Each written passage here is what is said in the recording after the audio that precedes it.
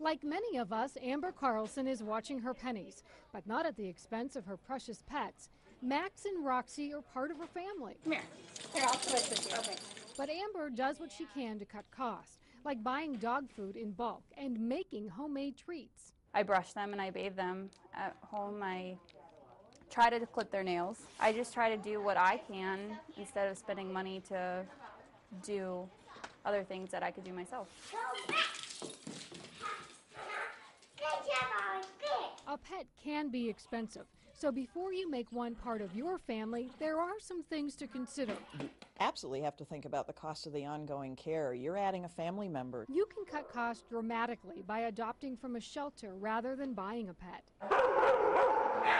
It is far less expensive to adopt an animal. There are thousands of pretty kitties and dapper dogs in local shelters that need loving homes. Sharon Harvey is executive director at the Cleveland APL. At the Cleveland APL, the average price of an adult dog is $85. The average price of an adult cat is $45, and those are our adoption fees.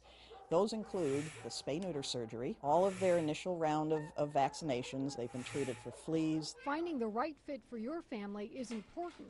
Do your research. The cost for something as simple as feeding a pet can be dramatic depending on the animal and its size. There are some things that you can do to make sure that the next trip to the vet's office with your furry family member doesn't cost a small fortune.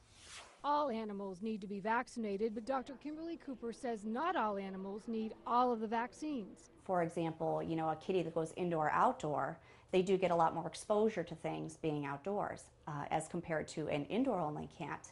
Might not necessarily need all the vaccines that outdoor cat would need. At Crossroads Animal Hospital, the staff provides clients with a list of reputable online pharmacies, and that savings can really add up.